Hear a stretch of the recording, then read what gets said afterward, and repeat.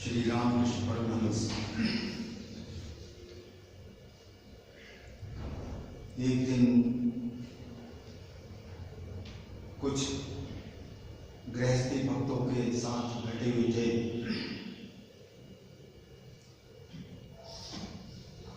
उनका मार्गदर्शन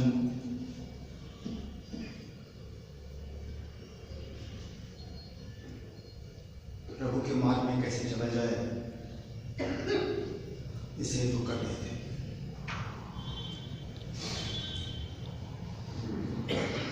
गृहस्थ जीवन में रहते हुए हमको ऐसा लगता है कि जितने भी संसार के भोग हैं वो भी जिसको जैसे जैसे उपलब्ध है वो भोगते रहें और साथ में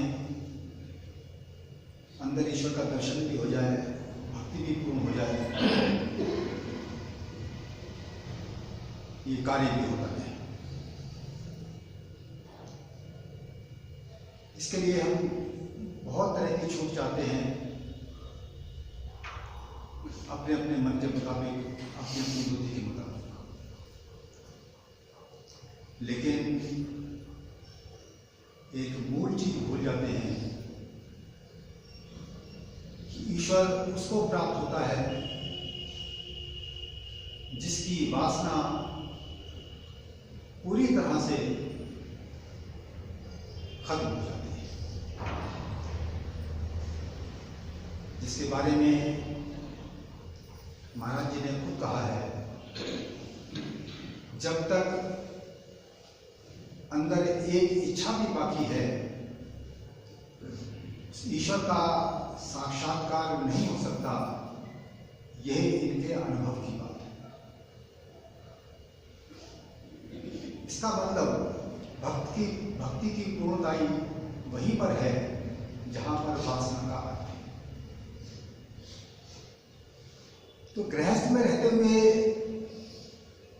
या सन्यासी जीवन व्यतीत करते हुए अंदर की तैयारी एक ही जैसी है, उसमें कोई अंतर नहीं। इसीलिए देखा होगा जिस प्रकार गृहस्थी लोग भटकते हैं उसी प्रकार सन्यासी लोग भी भटकते हुए नजर आते हैं, साधु लोग भी भटकते हुए नजर आते हैं। कितने प्रकार की वासनाएं उन्होंने पाल रखी हैं, कितने मठ तैयार कर लेते हैं, कितनी बड़ी बड़ी संगतें तैयार कर लेते हैं, लेकिन मन की वासना खत्म नहीं। तो ये छोटा सा मार्गदर्शन है सत्पुरुष का। तो रामकृष्ण परमहंस की सीधी सरल सी बात पहले सुने हम, फिर इस पर आगे विचार होगा।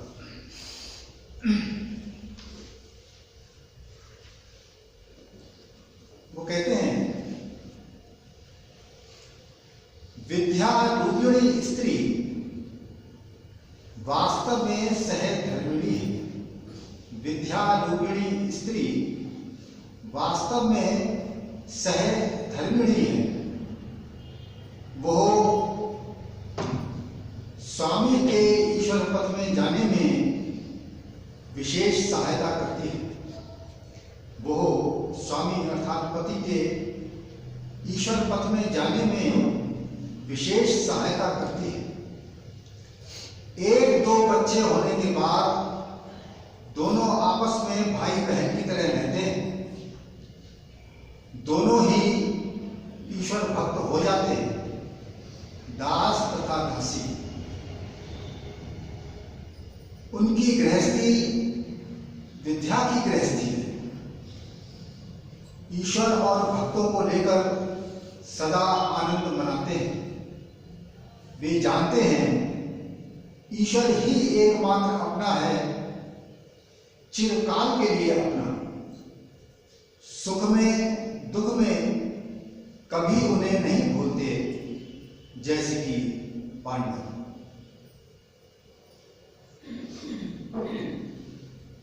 तो सबसे पहले तो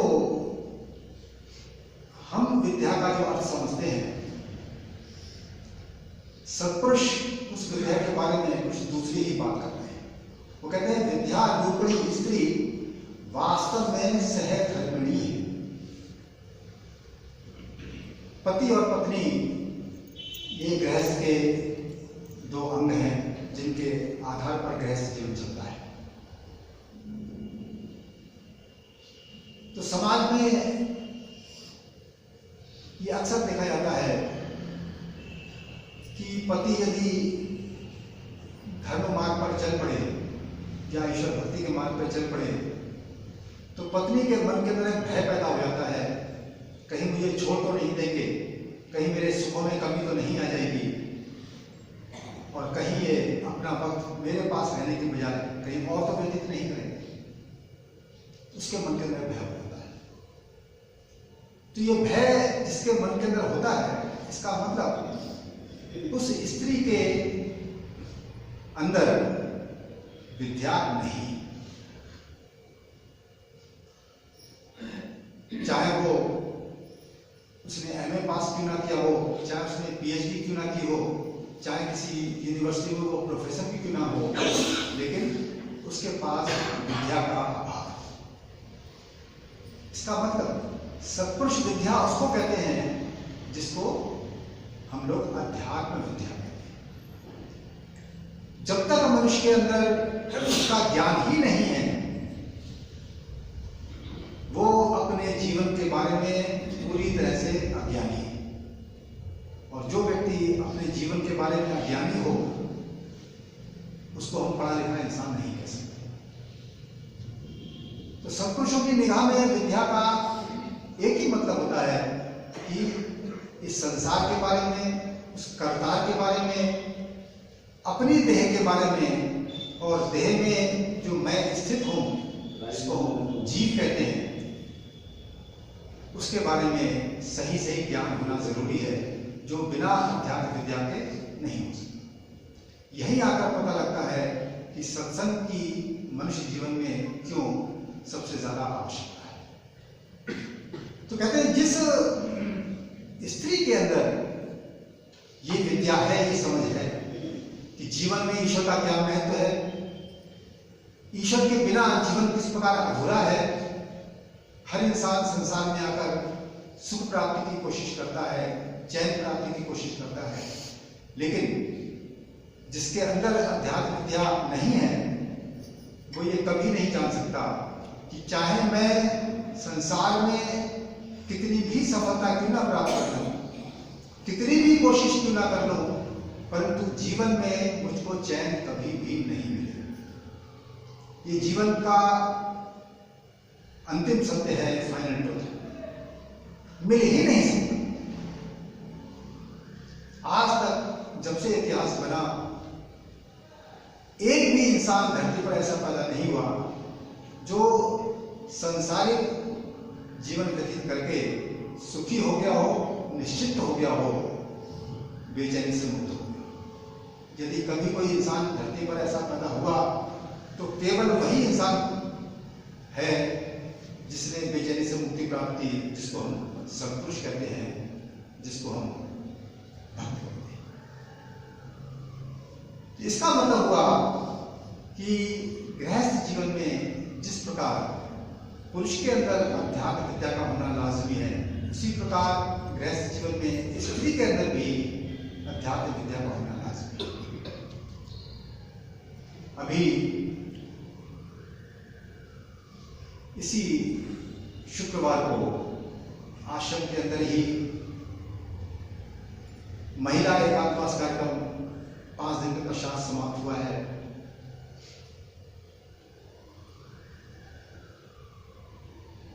उनकी रिपोर्ट जो खुद लिखती हैं इस कार्यक्रम के अंत में, मुझको पढ़ने का मौका मिला, तो उन रिपोर्ट के आधार पर उसके सारांश रूप में जो मैंने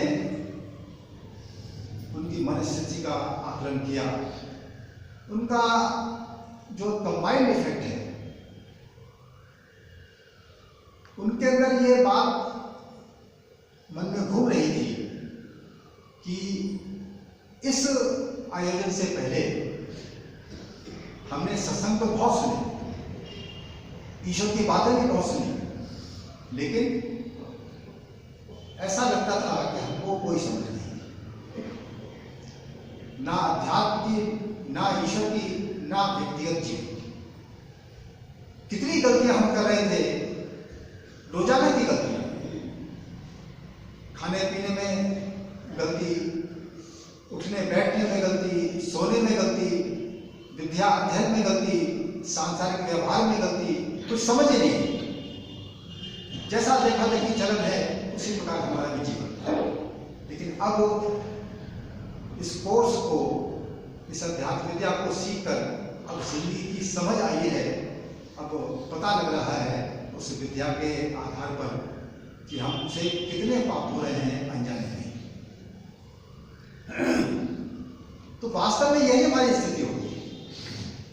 पहले तो इस अध्यात्म विद्या को विद्या करके हम सीखने की कोशिश ही नहीं। जैसे ही कोई विद्यार्थी, कोई मैथमेटिक्स का स्टूडेंट है, वो कोई भी प्रश्न हल करता रहे तो क्या उसकी प्रगति संभव है? मैथमेटिक्स का प्रश्न यदि एक सिस्टम से हल किया जाए, एक उद्देश्य के लिए हल किया जाए कि मैंने मैथमेटिशियन बनना है, लेक्चरर बनना है, तो उसके लिए एक सिस्टम है पूरा। उसके कुछ बेसिक्स हैं, बेसिक्स से आगे बढ़ता है तो उसका एडवांसमेंट होता है, तब जाके उसकी मैथमेटिक्स का जीवन के लिए उपयोग होता है, फिर उससे पैसे भी कमाए। ठीक उसी प्रकार जब तक अध्यात्म विद्या हम सिस्टम से नहीं सीखेंगे, तब तक कुछ भी सुन लेने से, कुछ भी कर लेने से, कैसे भी उपासना कर लेने से वो जो अंतर्यामी ईश्वर है उसका दर्शन वो नहीं मिल सकता। और उस दर्शन का जो फल है कि मन के अंदर चिंता का, भय का, वासना का 100% अभाव हो जाए। उसका अभाव नहीं हो, फिर हमारी पूजा भी होती रहेगी, वासनाओं का, इच्छाओं का डेवलपमेंट भी होता रहेगा, और उस डेवलपमेंट के साथ साथ वस्तुओं का डेवलपमेंट भी होता रहेगा, हमारा भोग विलास भी बढ़ता रहेगा। फिर अंत में एक ही चीज हमको मिलेगी, क्या कि मानसिक बेचैनी से मुक्ति नहीं हो पाई, हमने कितनी पूजा की। इसीलिए अध्यात्म विद्या इतना गहरा विज्ञान है। वास्तव में सही बात की जाए तो संसारी विज्ञान से ज्यादा गहरा विज्ञान। सांसारिक विज्ञान मनुष्य की चिंताओं को खत्म नहीं कर सकता, लेकिन अध्यात्म विज्ञान ये मनुष्य की चिंताओं को समूल नाश कर देता है, इसकी जड़ ही खत्म कर देता है। तो इसीलिए महर्षि रमन जो कह रहे हैं कि सुख में दुख में कभी उन्हें नहीं भूलते, जैसे कि पांडव। तो पांडव जो कि राजघराने में पैदा हुए थे, क्षत्रिय कुल में पैदा हुए थे, उन्होंने कितने दुख उठाए, राजघराने के सुख भी उठाए, लेकिन दुख भी बहुत उठाए। लेकिन दोनों ही हाथों में उन्होंने ईश्वर का त्याग नहीं किया। उनके अंदर ईश्वर भक्ति थी। और उनकी मां कैसी थी? कुंती उनकी मां थी।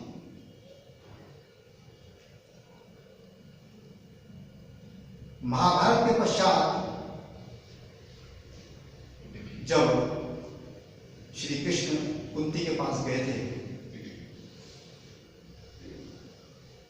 तब श्री कृष्ण ने कुंती से एक ही बात कही कि तुमने बड़े कष्ट उठाए, अब मैं तुम्हारे पास आया हूं, तुम जो चाहो मांगो। तब कुंती ने एक ही बात कही, देखो जो सहधर्मिणी स्त्री है, जिसकी बात रामकृष्ण परमहंस कर रहे हैं, जिसके अंदर असली विद्या है, वो क्या डिमांड करती है कृष्ण से? वो कहती है, वासुदेव इतने कष्ट आए मेरे ऊपर, लेकिन उन कष्टों में मैं आपको कभी नहीं भूल पाई। आपकी बड़ी गहरी याद मेरे मन के अंदर बनी हुई। अब यदि आप देना ही चाहते हो तो ये कृपा करो कि मेरे इन कष्टों का कभी अंत ना हो, ताकि आपकी याद में कभी भी ना हो पाऊं। विचार करके तो देखो, कुंती ने कितने कष्ट उठाए हैं, जिसके 5 बेटे 12 वर्ष के वनवास में चले गए,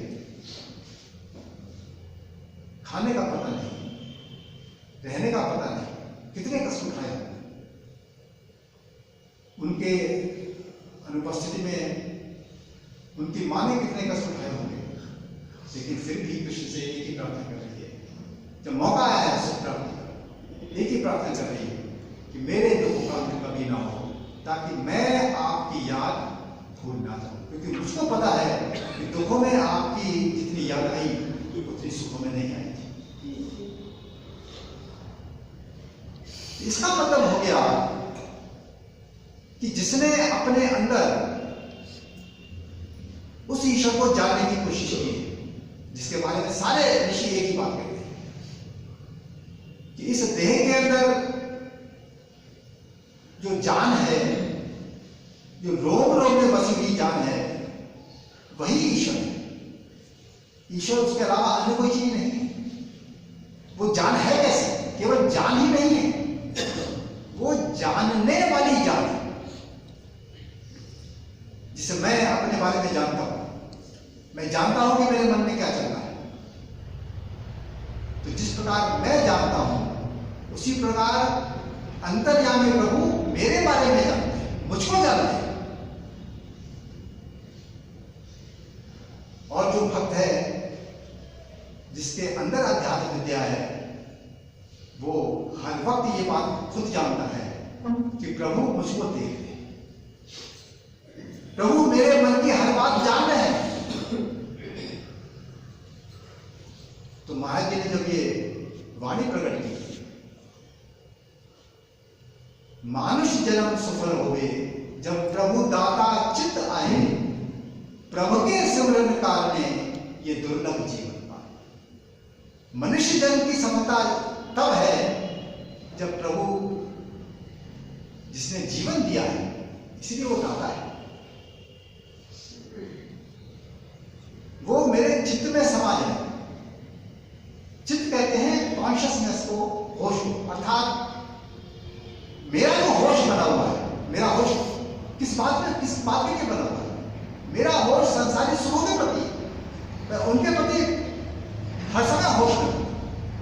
मुझको पता है कि मैंने यदि ठीक पढ़ाई नहीं की तो सुख नहीं मिलेगी। मैंने ठीक यदि पुरुषार्थ नहीं किया तो मुझको पैसे की कमाई नहीं होगी।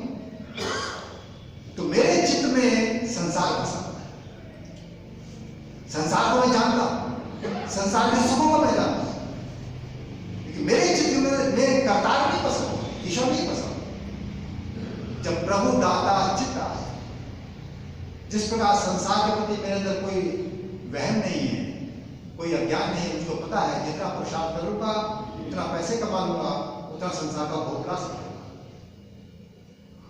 तो उसी प्रकार जिस मनुष्य के चित्त के अंदर ये ज्ञान बसा रहता है, ये होश बना रहता है कि केवल प्रभु की सत्ता ऐसी है जिसको जानने से मन का हर संकल्प खत्म हो जाता है, जिसको जानने से मन की सारी दुविधा खत्म हो जाती है, जिसके जानने से मन की सारी बेचैनी भस्म हो जाती है। यदि मन की बेचैनी उसको जानने से भस्म नहीं होती तो सत्पुरुष जो घोर जंगलों में बैठे हुए हैं, घोर सांसारिक अभाव में बैठे हुए हैं, जिनके पास कोई सुविधा नहीं, वो फिर उस ईश्वर की याद में, उस ईश्वर के दर्शन में इतने तल्लीन कैसे हो सकते हैं जैसे कि महाराज जी पीर ख्वाजा के जंगल में तल्लीन हो जाए। रामकृष्ण परमहंस भक्तों के बीच में बैठे हुए अंदर ईश्वर के आनंद में समाधिस्थ हो जाता है। ये कैसे संभव है? तो मनुष्य जन्म लेकर मैंने उस अंतर्यामी की खोज कर ली थी। जब उसकी खोज करनी है तो उसको